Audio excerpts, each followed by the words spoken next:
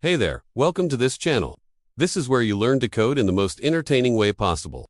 Today we are going to talk about one of my favorite topics, animal. In order to start learning about this topic, we're going to need an animal. So let's create one. We will have a class called animal, and then inside of that class, we're going to define some attributes or properties for that animal. So let's start with name. Name is obviously the name of the animal. We don't know what animal it is yet, so we can just default it to something like unknown. Then we want to add a method. A method is basically just a function inside of a class. And we're going to call this make_sound. And we'll just say that this method returns unknown sound. So now we have a class that has a name and makes an unknown sound. That's pretty boring. So let's add some more stuff to this animal. We're going to add a couple more attributes. Age and species. Age will be the age of the animal, and we can set a default value of 0. Because all animals are born at 0 years old. That makes sense. And then the species will just be unknown for now. Then we're going to add two more methods. One of them will be get_age, and the other one will be get_species. And these are just getter methods. Getters are used to simply get the value of a variable. So we have get_age and get_species. Now we can create an instance of this class. So we'll say animal1 equals animal, and now we can access the different properties and methods of that object. So we can print animal1.name, which will print out unknown. We can also print animal1.make_sound, which will return us unknown sound. Now, what if we wanted to change this animal's name? Well, we could do it like this. We could say animal1.name equals dog, and now, if we print animal1.name, it will print out dog. Now let's try creating another animal, but this time let's specify the name, age, and species when we create the object. So we'll do animal2 equals animal, name equals bird, age equals 3, species equals singing bird. And now if we print animal2.name, we will see that the name has been changed to bird. And if we print animal2.age, we will see that the age is 3. And if we print animal2.species, we will see that the species is singing bird. Now, we can also call methods on this object. So if we print animal2.make_sound, it will still print out unknown sound, because we didn't override that method. But if we do print animal2.get_species, it will return us singing bird. You just learned how to define a class and create objects from Atossum, right? So, this line of code defines a class called animal. Think of classes as blueprints for making objects. When you create an object, you can use its methods and attributes. Now, let's switch it to dog and see what happens. If we run this code, we'll hit an error because dog can't have multiple parents. Instead, we'll rename it to dog inheriting from animal. So, we'll write dog animal and run the code again. Everything should work perfectly now. To fix this, we'll add a new method in our animal class called speak. This method won't take any arguments. It'll return the species of the animal followed by says, and then woof. So, it's part of the animal class, but we still need to call it from the actual animal objects. If we try print animal1.speak or print animal2.speak, nothing will happen yet because we haven't called it from the subclass. Remember, the subclass inherits everything from the superclass. We'll just drop animal from the call. Now if we do print animal1.speak, it'll say unknown says, woof, and animal2.speak will say singing, bird says, woof. You just learned how to define a class and create objects from Atossum, right? So, this line of code defines a class called animal. Think of classes as blueprints for making objects. When you create an object, you can use its methods and attributes. Now, let's switch it to dogin and see what happens. If we run this code, we'll hit an error because dog can't have multiple parents. Instead, we'll rename it to dog inheriting from animal. So, we'll write dog animal and run the code again. Everything should work perfectly now. Let's whip up a dog object. We'll do it like this. Dog1 equals dog. If you print dog1.name, it'll show unknown. And if you check dog1.make_sound, you'll get unknown sound. Remember, a dog is a type of animal, so it inherits everything from the animal class. You can even call the parent class's methods with super. If you print _make_sound,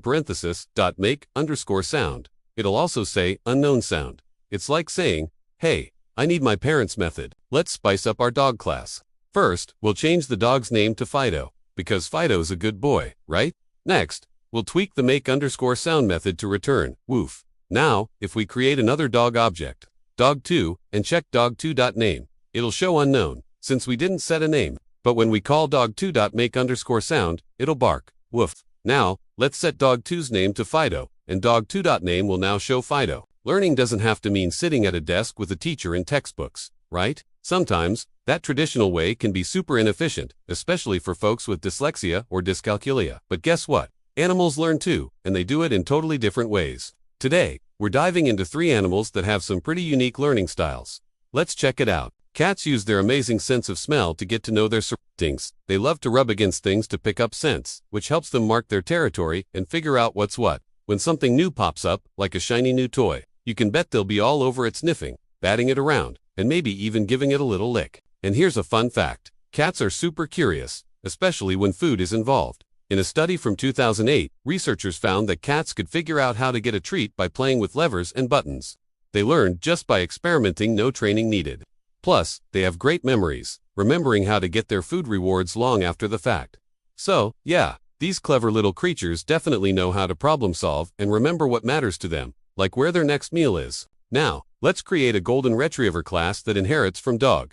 We can tweak the make_sound method to say woof woof. So, when we create a golden retriever object and call make_sound, it'll bark woof woof. How fun is that? And that is the end of this tutorial. I hope you enjoyed this video. If you did, please leave a like down below. And if you want to keep learning, click this next video right here. It is the exact same thing, but in Spanish.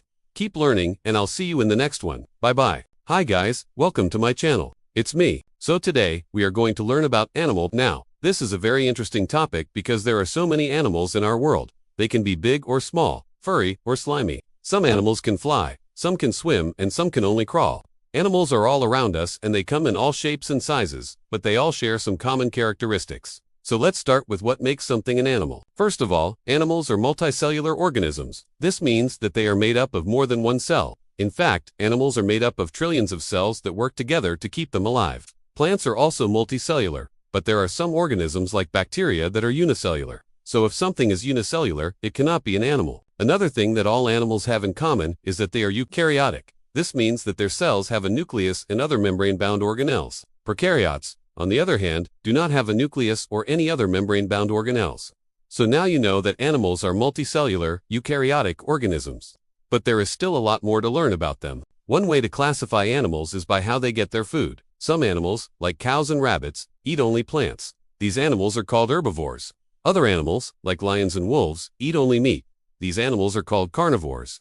And still, other animals, like bears and humans, eat both plants and meat. These animals are called omnivores. Animals can be classified by their symmetry. Radial symmetry means body parts are arranged around a central point, like in sponges and jellyfish. Bilateral symmetry has body parts lined up along a central axis. So if you draw a line down the middle, both sides mirror each other.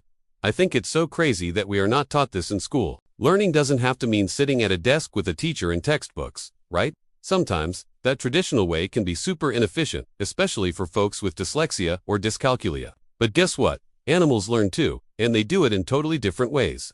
Today, we're diving into 3 animals that have some pretty unique learning styles. Let's check it out. Learning doesn't have to mean sitting at a desk with a teacher and textbooks, right? Sometimes, that traditional way can be super inefficient, especially for folks with dyslexia or dyscalculia. But guess what? Animals learn too, and they do it in totally different ways. Today, we're diving into 3 animals that have some pretty unique learning styles. Let's check it out. Cats use their amazing sense of smell to get to know their surroundings. They love to rub against things to pick up scents, which helps them mark their territory and figure out what's what. When something new pops up, like a shiny new toy, you can bet they'll be all over it sniffing, batting it around, and maybe even giving it a little lick. Did you know cats are super curious, especially when food's involved? A 2008 study showed they can figure out how to get treats just by messing with levers and buttons, no training needed. Plus, they've got amazing memories, remembering how to snag their food rewards long after. Clever little creatures, right?